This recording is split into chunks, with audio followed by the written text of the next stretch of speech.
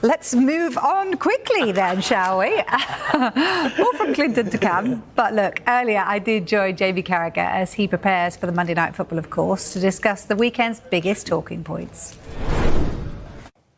Hi there, yeah, I've just come in. Let's start with the weekend action then, because obviously the top three all won. Arsenal's performance, though, not so convincing. Do you feel that was kind of coming, though, judging by the performances that have been happening? They've conceded a couple of, or a few late goals. Yeah. You think of Sunderland, Aston Villa, now that Wolves one. It was a huge goal for them, that. I think psychologically more than just the points as well. It almost felt like... I mean, listening to people after the game, it almost felt like they'd lost the league if they would have finished 1-1. That's how they feel at the moment a little bit, you know, with Manchester City coming, putting a bit of pressure on. But I think that the one thing to take from it, even though it wasn't Jesus' goal, it was given as an own goal, you know, the impact he's had coming back in the last few weeks, and I think he's got a big part to play for Arsenal going forward. I really do. They've got a lot of options now in the centre-forward position. That's something we're going to get into tonight with Olivier Giroud. So, yeah, it should be interesting. I don't feel right now that they've got a real out-and-out world-class striker or player who can play in that position, but they've got a lot of players who have got a lot of qualities that I think they'll have to use all of them between now and the end of the season. Yeah, their strength and depth is really good, isn't it? You mentioned City. They're coming up along the rails, aren't they? And another exquisite performance from them, you'd have to say, this weekend. I'd call it exquisite result. I think performance-wise, I think Crystal Palace played really well in the first half and probably would be a little bit disappointed that they didn't go in front. Actually, I think Glasner after the game said that was a better performance from Crystal Palace than he had in the cup final, where they beat, where they beat Man City at Wembley. But Manchester City rode the luck. But when you've got a fella like him up front, it's just one chance and it's a goal. And I mean, he's just absolutely phenomenal, isn't he? You just never think he's going to miss every time he gets a chance. And again, that's a big worry for Arsenal as well going forward. Yeah, he does make the difference, doesn't he? And then, of course, Aston Villa go on and get the win as well. Wow. Are they in the title race? They are, yeah, they're there. You know, so you can't not talk about them as title contenders. The run they're on is fantastic. I think the run they're on now, Dave Jones said yesterday that even though Liverpool won the league last year, they'd never been on as good a run as that at any time last season. So the job that Unai Emery and those Aston Villa players are doing, considering the start of the season that they had, which was really poor, I mean, it's absolutely phenomenal. Can they keep it going? The only way they can keep it going is if that guy keeps going, Morgan Rogers. We said yesterday on Extra Time that for Aston Villa to have a genuine chance of the title, they'll need one of their players to be in the running for PFA Player of the Year, basically be one of the best players in the Premier League. He's the only one who I can see who can actually do that. He won the PFA Young Player of the Year last year. Could he go on and do the double and do it this year? Actually, look, let's talk about the title race now. Would you say it's a three-way split? It's obviously the top three all won. Villa, I mean, be careful because Dave Reed sat right next to you. No, I know, but listen, I think I'd look at Arsenal and Man City and say it's between them two. I'm not writing Aston Villa. I just said to Dave that I'll judge Aston Villa in the next 4 or 5 games. Okay. But they've been outstanding. Aston Villa has been outstanding. Unai Emery has done a fantastic job. Even at the weekend when they're losing, I'm thinking, oh, they could drop points here, and then they turn it on. So, yeah, and the next run of games Villa have are very, very tough, where Man City's fixture of games are good. Man City could go top anyway next week.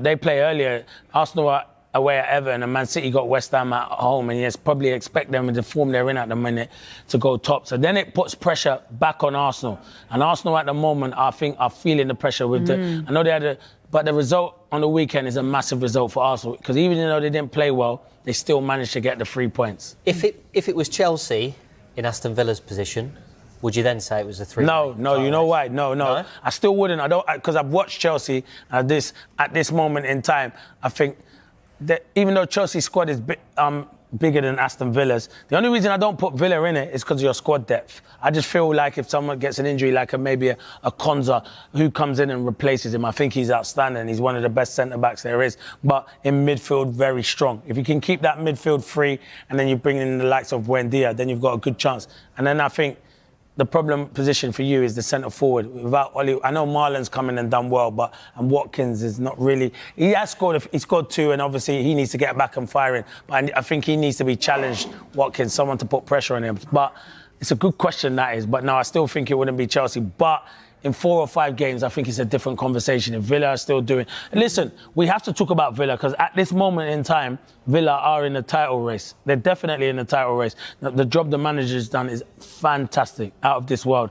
And they've been brilliant. Is anyone else in that title race? Do you put anyone else? No. I know what you're trying to get to, Vic, at the moment with Liverpool. And listen... Not necessarily Liverpool, but I'm saying they are 10 Well, points. no, but they would be the next team I'd be thinking about for sure, Liverpool, because they got the capability of going on a good run at the moment. I think the gap at this moment in time is a bit too big. But you never know. That's not to say if Man City or Arsenal start dropping points and Liverpool can go on that great run. But there's still a long way to go.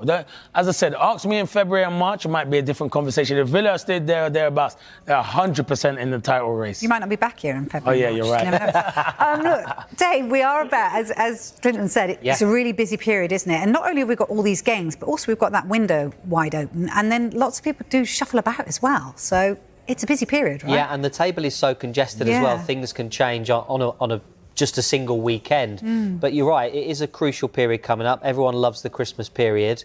We can have a look at the next 6 fixtures for the current top 3.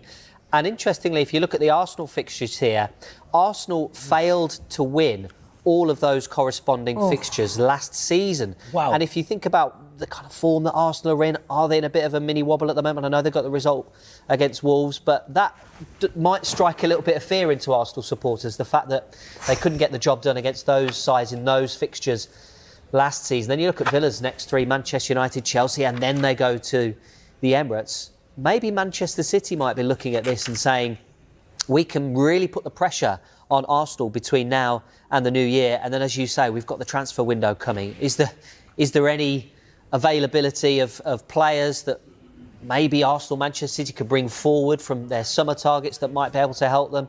You wonder exactly whether there is going to be any financial wiggle room for Aston Villa, but if they feel like they can make a deal happen in order to push them towards Champions League football or maybe a title race, then maybe they might be able to find a way to do it. They did it last year with Marco Asensio and Marcus Rashford, so they have history of doing that. Unai Emery has managed to do fantastic work with that group of players so far. Can they kick on in the new year? And what Dave could throw to me is no one thought Leicester were going to do it, and Leicester did it. So he could throw that easily.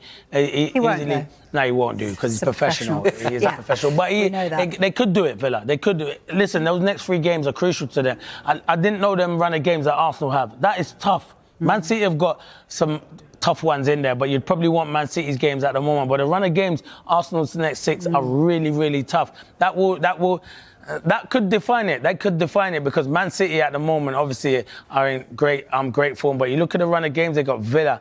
They've got Villa again to play, which is going to be a difficult game. Bournemouth, Liverpool, Forest who have picked up. Brighton's always a hard one. Everton away. So there's a lot of tough games in there for Arsenal. But at the same time, Vic, there's no easy games in the Premier League. People are fighting for their lives. People are trying to get into Europe. So it's going to be different. The only thing I worry about with Villa but they're doing well at that, is they got the Europa League. But I think they're already secured in it because so you can rest key players. But that's why I think with their squad, because they've got the Thursday, Sunday.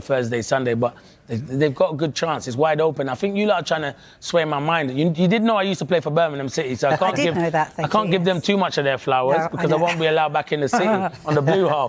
But just to finally say on Aston Villa, they are an attractive prospect as well. So if any players thinking of a move in January, you'd go to Villa, wouldn't you? 100%. And the manager, innit, Dave? Yeah, and if you look at Morgan Rogers, who's in amazing form at the moment, and really, you look at where he started this season, there were some Aston Villa fans that jeered Morgan Rogers in a Europa League game when he passed, and you look at how much he has improved this season. If you look at points won from goal involvements, there 12 points.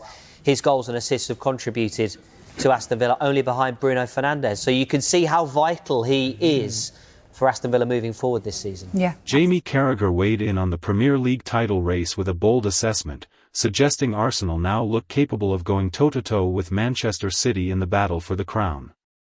He highlighted Arsenal's growing belief, tactical discipline, and ability to win tight games as signs of a team that has learned from past disappointments. According to Carragher, the Gunners are no longer just playing attractive football, they're showing the resilience and consistency required to stay in the race deep into the season. However, Carragher also issued a clear warning: dethroning Manchester City is never straightforward. He pointed to City's unmatched experience in title run-ins, their squad depth, and their habit of hitting top gear when pressure is highest. While Arsenal have closed the gap and made the contest far more intriguing, Carragher stressed that the title could be decided by fine margins, mental strength, and who handles the final weeks best. The race, he says, is far from over, and that's what makes it thrilling.